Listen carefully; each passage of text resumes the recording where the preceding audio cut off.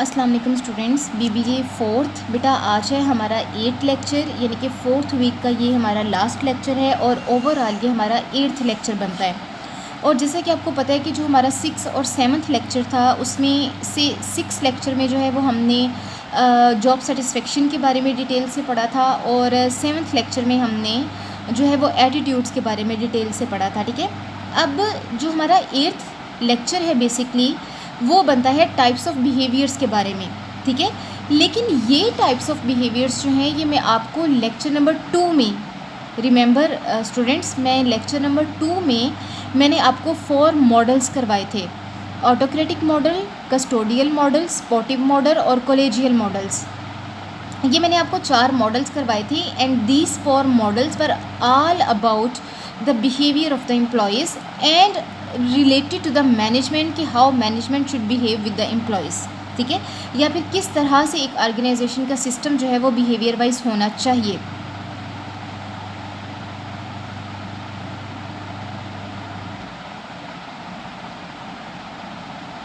तो ये 4 मॉडल्स बेटा ये आपके जो हैं ये टाइप्स ऑफ बिहेवियर में फ़िट होते हैं। ठीक है, यानी कि 4 टाइप्स ऑफ बिहेवियर हो गए जिनको एक्सप्लेन करने के लिए 4 मॉडल्स जो थे वो प्रेजेंट किए गए।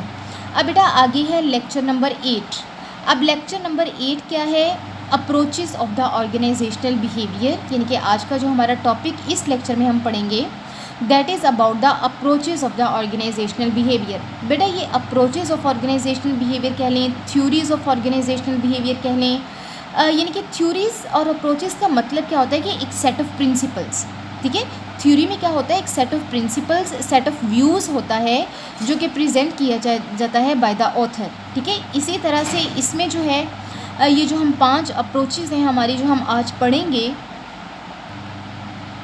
इनमें जो है ये जिन जिन ऑथर्स ने प्रेजेंट की उन्होंने मैनेजमेंट के लिहाज से, बिहेवियर के लिहाज से या ऑर्गेनाइजेशन का बिहेवियर किस तरह से होना चाहिए, ये सब चीज़ें जो हैं वो उन्होंने एक्सप्लेन की।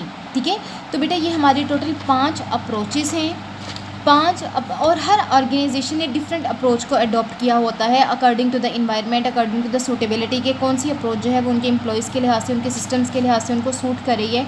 हर ऑर्गेनाइजेशन ने उसको जो है वो किया हुआ होता है। तो बेटा आगे हमारी चलती है जो हमारी वेरी फर्स्ट यानी कि हमारी जो 5 ये अप्रोचेज़ हैं। जो पहली अप्रोच है वो है इंटरडिसिप्लिनरी अप्रोच। बेटा सेकंड वन जो है वो है कॉन्टीजेंसी अप्रोच। थर्ड वन जो है वो है scientific management approach. Fourth one जो है वो है सिस्टम्स अप्रोच और फिफ्थ वन जो है वो है सपोर्टिव अप्रोच। तो बेटा हम इनको वन बाय वन हम इनको डिटेल से जो है वो हम पढ़े हैं और हम देखेंगे कि इंटरडिसिप्लिनरी अप्रोच, पहले हम इंटरडिसिप्लिनरी अप्रोच के बारे में पढ़ते हैं।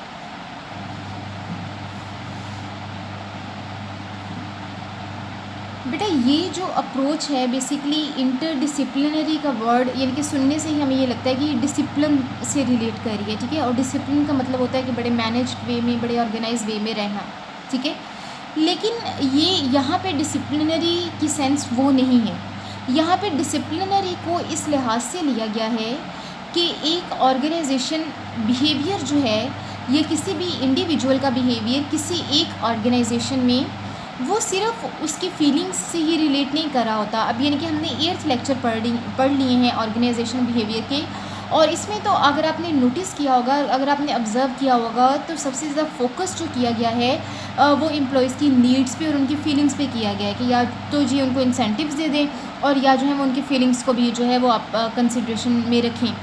लेकिन ये अप्रोच जो है ये डिफरेंट व्यू पेश करती है और वो ये कहती है कि जो यानी कि जो एक किसी भी ऑर्गेनाइजेशन के अंदर जो एम्प्लॉयज़ का बिहेवियर होता है वो सिर्फ उनकी नीड्स या उनकी फीलिंग्स पे ही तक ही महदूद नहीं होता, बल्कि वो बहुत ज़्यादा और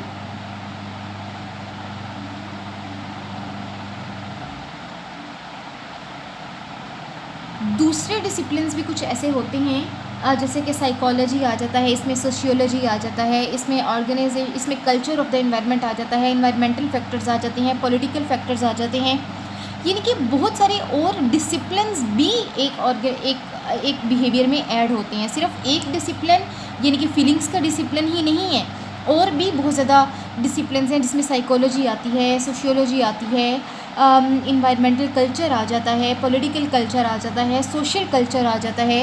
ये सारे अलग अलग से डिसिप्लिन्स हैं, एक शोबे हैं, ठीक है। तो ये इस अप्रोच ने ये कहा कि आप जो है वो उन सब डिसिप्लिन्स को भी फोकस किया जाए, यानी कि एक एम्प्लॉई को, एक इंसान को जो कि आपकी ऑर्गेनाइजेशन में काम कर रहा है, उसको सिर्फ उसकी फीलिंग्स और उसकी ज़रूरियात तक ही उसको जज ना करें, बल्कि उसको एज अ होल उसकी साइकोलॉजी को भी रीड करें।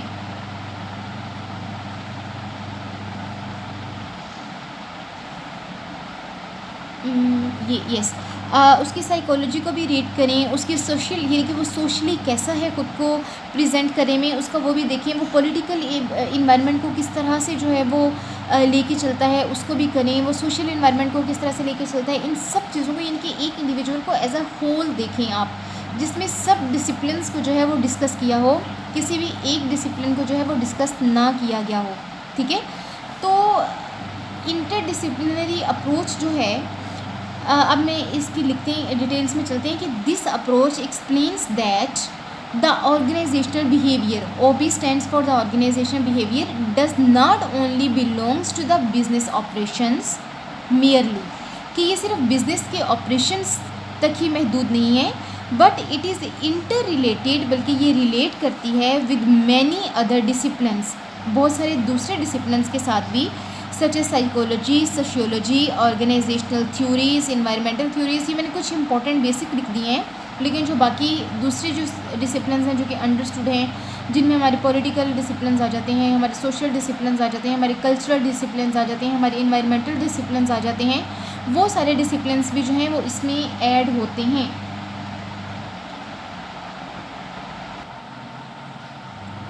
ठीक है बेटा, तो ये सारे डिसिप्लिन्स जो हैं ये भी जो है ये कंसिडरेबल हैं। तो मज़ीद ये कहा गया कि all these disciplines depend on each other, यानी कि जैसे मैंने आपको पहले एक सिस्टम की एग्जांपल दी थी, एक ह्यूमन बॉडी की, मैंने शायद आपको ये BBA सेकंड को नहीं आप ही को मैंने एग्जांपल दी थी कि जिस तरह से ह्यूमन बॉडी जो है ये एक ही स्ट्रक्चर है और इसमें बहुत सारे सिस्टम्स अल्लाह ताला ने जो हैं वो रखे हुए हैं, और कोई भी सिस्टम अकेला काम नहीं करता, सारे एक दूसरे पे डिपेंड करके एक दूसरे के साथ को रिलेशन से चलती हैं। और इसी तरह से बेटा हमारी ये पूरी जो हमारी अर्थ, हमारा प्लैनेट है, इसमें जितनी भी स्पीशीज़ हैं, जितनी भी चीज़ें हैं, वो सारी एक दूसरे पे डिपेंड करते हुए एक दूसरे के रिलेशन में चलती हैं। वेदर को रिलेशन पॉजिटिव है, नेगेटिव है, it doesn't matter, but every one depends upon the other one, ठीक है। तो इसी तरह से ये कहा जाता है कि हर डिसिप्लिन जो है वो दूसरे डिसिप्लिन पे डिपेंड करता है, उसका दूसरे डिसिप्लिन पे इफ़ेक्ट होता है कुछ ना कुछ, ठीक है। तो all these disciplines depend on each other and that's why a man, that is यानी कि मैन एक एम्प्लॉय के लिहाज से बात की जा रही है, a man should be studied wholly, यानी कि एक इंसान को जो है वो एज अ होल स्टडी करना चाहिए रैदर देन सेलेक्टिवली। यानी कि सेलेक्टिवली का मतलब ये कि अच्छा आपको पता है कि यार मेरी ऑर्गेनाइजेशन में मैंने इससे जो काम करवाना है वो बस मैंने ये काम करवानी है, ठीक है।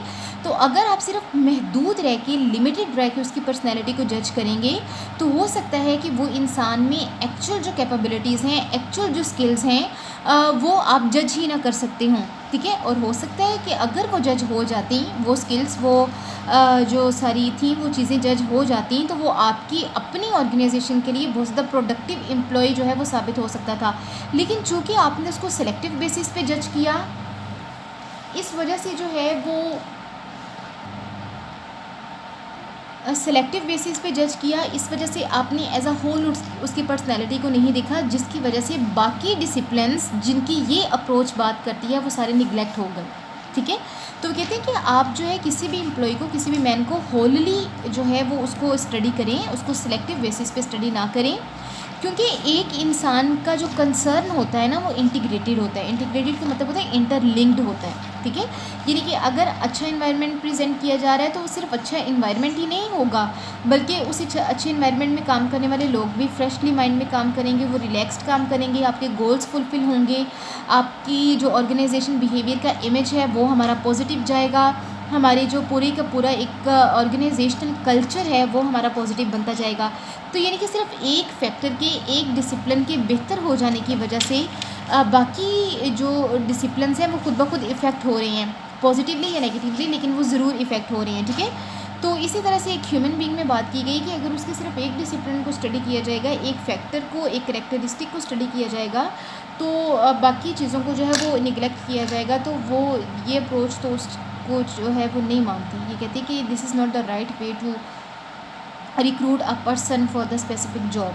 ठीक है, यानी कि ये इंटरडिसिप्लिनरी अप्रोच ये कहती है कि you have to link all the disciplines with each other and you have to link the positive effects as well as the negative effects of each discipline on the other disciplines as well. ठीक है बेटा, आगे हमारी second approach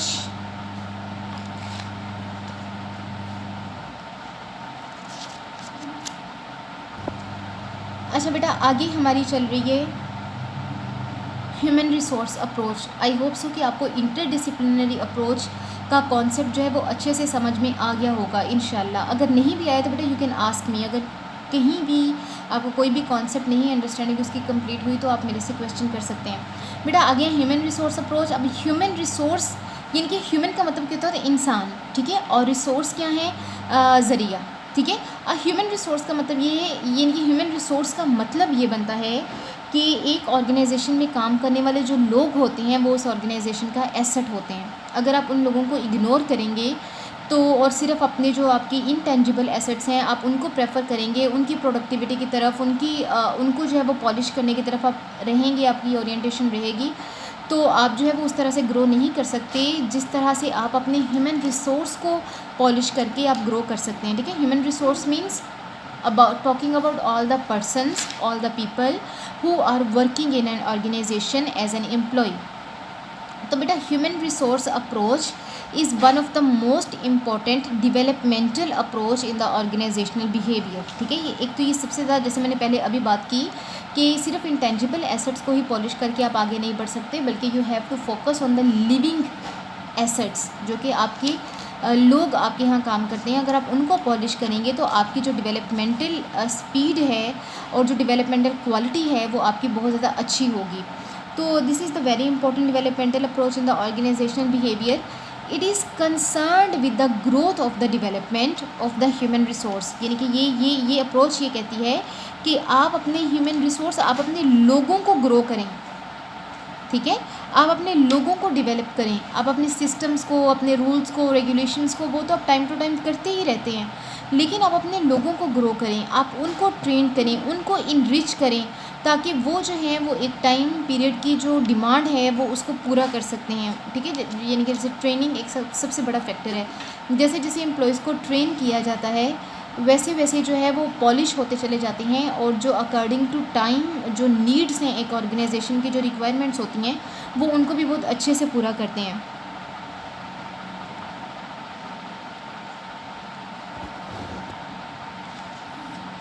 तो ये जो approach है ये यही कहती है कि आप अपने ह्यूमन रिसोर्स को यानी कि डेवलप करें, और in an organisation in terms of अब उनको डेवलपमेंट, उनको इनरिच करना, उनको स्किल्ड करना किस लिहाज से?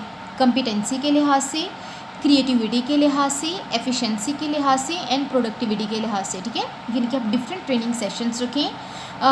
जिन लोगों को लगता है कि कॉम्पिटेंसी में उनको ट्रेन करना चाहिए उनको कॉम्पिटेंसी में ट्रेन करें, जिनको क्रिएटिविटी में ट्रेन करना चाहिए उनको क्रिएटिविटी की सेशंस में ट्रेन करें, जिनको एफिशिएंसी में ट्रेन करना चाहिए उनको एफिशिएंसी के सेशंस में ट्रेन करें, और इसी तरह से प्रोडक्टिविटी के लिहाज से। ठीक है, और बेटा थर्ड पॉइंट हमसे ये कहता है कि better decision making and controlling performances. ठीक है, यानी कि जब आप ह्यूमन रिसोर्स आपका बेहतर होगा, आपका हर बंदा आपके जो ऑर्गेनाइजेशन में काम कर रहा है वो मेंटली और फिज़िकली हेल्दी होगा, इनरिच होगा, सीखा सिखाया होगा, तो डेफिनेटली आपकी जो डिसीजन मेकिंग होगी वो भी परफेक्ट होगी, और परफॉर्मेंसेस और फिर परफॉर्मेंसेस को कंट्रोल करना और उनको इवेल्युएट करना, ये सब चीज़ें भी है जो ये बड़ी स्मूथ और एक स्टैंडर्ड वे में जो है ये आपके ऑर्गेनाइजेशन में चलती जाएंगी। हमारे पाकिस्तान में, ये इंडिया में तो एज सच ऑर्गेनाइजेशंस में, फैक्ट्रीज़ में, ये बिजनेसेस में ऐसा कोई कॉन्सेप्ट नहीं है, क्योंकि हम लोग जो है हम मानते हैं चलता है तो चलता रहे, जैसे चल रहा है चलता रहे। ठीक है, लेकिन जो यूके, यूनाइटेड स्टेट्स, ये जितने भी यूरोप की जो कंट्रीज़ हैं, अगर आप वहाँ की ऑर्गेनाइजेशंस को देखें, वहाँ के बिज़नेस के आप रूल्स को, रेगुलेशंस को देखें, तो वो आपको हमारे पाकिस्तान से बहुत डिफरेंट नज़र आते हैं। ठीक है, अक्सर होता है ना बाहर जाके हर एक की फैमिली में से कोई ना कोई तो ऐसा होता है जो जॉब के सिलसिले में बाहर गया हुआ होता है, तो जब उनसे डिस्कशंस होती है तो आपको फिर पता चलता है अच्छा यार बाहर की कंपनीज़ ने ये रूल्स इंट्रोड्यूस कराए हुए हैं जो कि हमारे पाकिस्तान में बिल्कुल भी नहीं है, और अगर हैं तो वो उस तरह से इम्प्लीमेंटेड नहीं है जिस तरह से बाहर की कंपनीज़ ने और उनके लोगों ने जो है वो अडॉप्ट किया हुआ है उन रूल्स को। तो पाकिस्तान में इतना जो ट्रेंड एज सच नहीं है।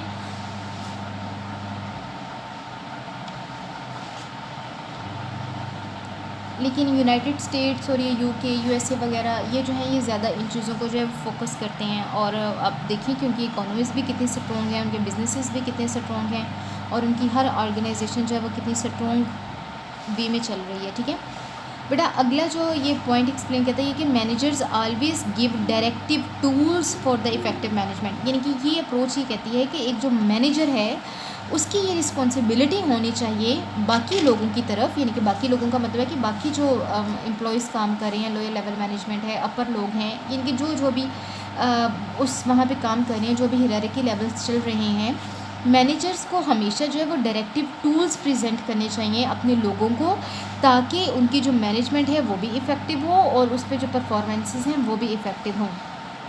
और बेटा आगे जो 5th वन है वो है make employees much responsible and prospective for the organisation. यानी कि एम्प्लॉय को इतना फ्री हैंड दे दें, इतना उसका ख्याल रखें, इतनी उसकी केयर करें, यानी कि इतना यू बिहेवियर अडॉप्ट करें, आई बिहेवियर अडॉप्ट ना करें कि मैं, मेरे रूल्स, मेरी रेगुलेशंस, मेरी विल, मेरी एम्स, मेरी गोल्स। आप सिर्फ ये नहीं कर सकते। आप एक ऑर्गेनाइजेशन में रह के ये नहीं कर सकते, या आप इवन एक ऑर्गेनाइजेशन में रह के सिर्फ एक ऑर्गेनाइजेशन कि गोल्स को ही सिर्फ जो है वो आप प्रेफर नहीं कर सकते, बल्कि आप यू बिहेवियर को अडॉप्ट करें। यू बिहेवियर का मतलब है कि आप लोगों को जो है वो फ्री हैंड दें, आप लोगों की केयर करें, आप उनके व्यूज़ को सुनें, उनको डिसीजन मेकिंग में ऐड करें, ताकि वो अपने आप को रिस्पॉन्सिबल समझें उस ऑर्गेनाइजेशन में काम करने के लिए। और प्रोस्पेक्टिव समझें। प्रोस्पेक्टिव का मतलब ये है कि एक स्टैंडर्ड में आना, यानी कि उनको जैसे आप यूनिवर्सिटीज़ में जब आप जाते हैं, आपने एडमिशन लेना होता है, तो आपको एक प्रोस्पेक्टिस जो है वो पेश किया जाता है। ठीक है, उस प्रोस्पेक्टस में क्या होता है कि आपको पूरी जो उस ऑर्गेनाइजेशन की या उस कॉलेज की या यूनिवर्सिटी की जो माजी के जो इवेंट्स होते हैं कुछ, वो उस पर मैंशंस होते हैं, जो कि एक देखने वाले को मोटिवेट करे होते हैं कि अच्छा यार यहाँ पे ऐसा कुछ भी होता है, ये भी होता है। यानी कि एक स्टूडेंट जो होता है वो फिर उन चीज़ों से मोटिवेट होता है। ठीक है, तो एक प्रोस्पेक्टिव का मतलब ये है कि इतना, यानी कि एक मोटिवेशनल आपकी जो है वो एम्प्लॉयज़ होने चाहिए, जो आपकी हर कदम से जो आपने स्टेप उनके लिए लिया है या अपनी ऑर्गेनाइजेशन के लिए है, वो उनको इनकरेज करे, वो उनका इंटरेस्ट इंक्रीज़ करे उस ऑर्गेनाइजेशन में काम करने के लिए। तो ये ह्यूमन रिसोर्स की कहती है कि you have to adopt the you behaviour. आपको यू एटीट्यूड जो है वो अडॉप्ट करना चाहिए। ठीक है, you have to focus, you have to prefer your people, not you, because you are only the owner. You are sitting in a very good environment, in the AC and in a very and at a very nice chair, waving here and there, but ये चीज़ें जो हैं ये, और काम कोई नहीं करना, फिर बस जो है वो हुक्म चलाना है, तो ये चीज़ें जो हैं वो आपके ऑर्गेनाइजेशन के लिए बेटर प्रूफ नहीं होती हैं। ठीक है बेटा, अगली जो है अप्रोच वो है हमारी कॉन्टीजेंसी अप्रोच। कॉन्टीजेंसी अप्रोच ये कहती है कि कॉन्टीजेंसी का मतलब, मैं पहले आपको इसका कॉन्सेप्ट दे दूँ कि कॉन्टीजेंसी का एक्चुअल कॉन्सेप्ट ये है कि डिफरेंट प्रॉब्लम्स हर ऑर्गेनाइजेशन में होती हैं। ठीक है, और हर प्रॉब्लम की नेचर दूसरी प्रॉब्लम की नेचर से डिफरेंट होती है। लेकिन अगर आप सारे प्रॉब्लम्स को एक ही सल्यूशन से जो है वो आप करेंगे, ठीक करने की कोशिश करेंगे, या उसका सल्यूशन आप निकालने की कोशिश करेंगे, तो वो आपका एक बेटर मेयर नहीं होगा। ठीक है, तो ये कॉन्टीजेंसी अप्रोच ये कहती है कि जिस तरह की प्रॉब्लम है आपको उसी तरह का सल्यूशन जो है वो इंट्रोड्यूस कराना पड़ेगा। ठीक है, यानी कि इसका ये एक कॉन्सेप्ट मैंने आपको दिया। बाकी जितने भी पॉइंट्स हम इसमें डिस्कस करेंगे उनका कहीं ना कहीं एट द बैक एंड यही कॉन्सेप्ट होगा कि different problem different solution, different managerial problems different managerial solutions. तो ये सारी जो है ये इसके बैक एंड पे इसके कॉन्सेप्ट हैं। अब ये हमसे ये कहता है, कॉन्टीजेंसी अप्रोच ये कहती है कि डिफरेंट मैनेजेरियल बिहेवियर्स, चूँकि हमारा सब्जेक्ट बिहेवियर्स के बारे में है, that's why different managerial behaviours are required in an organisation by different environments for the effectiveness. Different environments का मतलब ये कि डिफरेंट सिचुएशंस में डिफरेंट मैनेजरियल बिहेवियर जो है वो रिक्वायर्ड होता है और वो होना चाहिए। अगर मैनेजर्स एक ही तरह से बिहेव करते रहेंगे और वक्त की डिमांड, इन्वायरमेंट की डिमांड कुछ और होगी, तो आपकी ऑर्गेनाइजेशन जो है वो सक्सेसफुल वे में नहीं चल सकती। ठीक है। दूसरा पॉइंट हमारा ये कि managers try to search for the problems.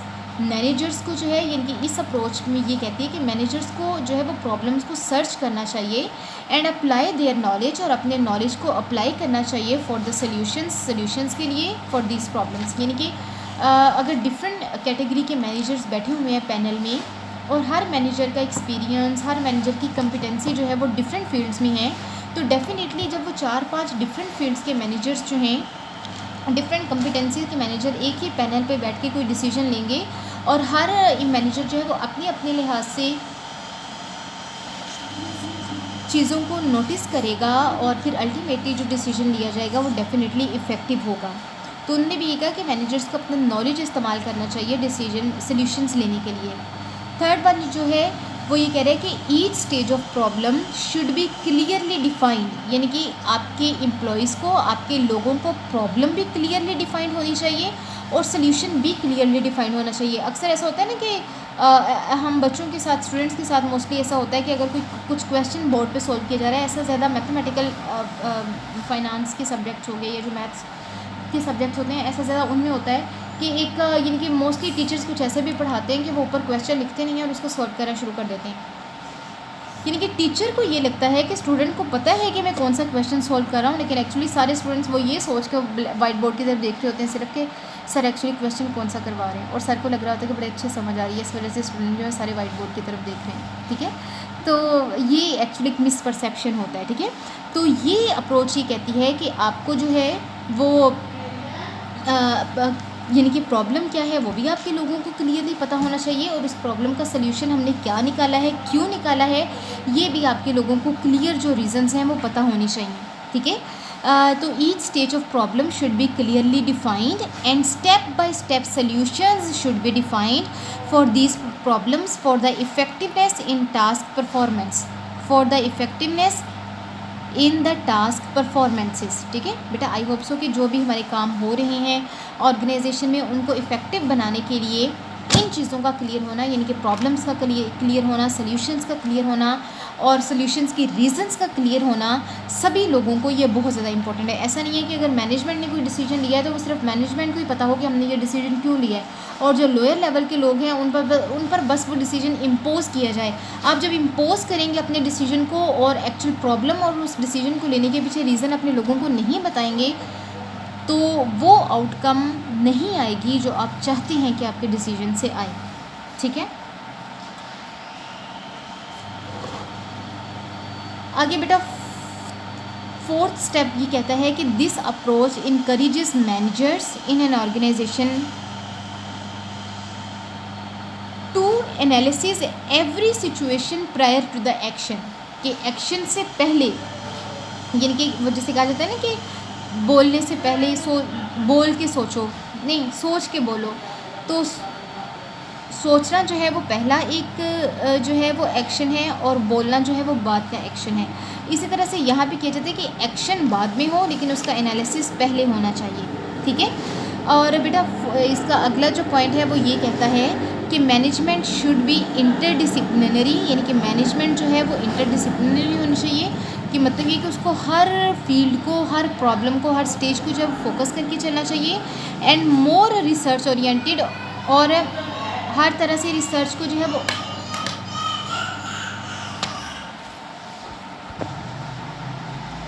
तो बेटा ये अप्रोच जो है ये फिर इसने ये कहा कि management should be interdisciplinary and more research oriented than the traditional approaches. कि मैनेजमेंट को जो है वो ट्रेडिशनल अप्रोचेस ही अडॉप्ट नहीं करनी चाहिए अपनी मैनेजमेंट में, बल्कि उसे जो है ये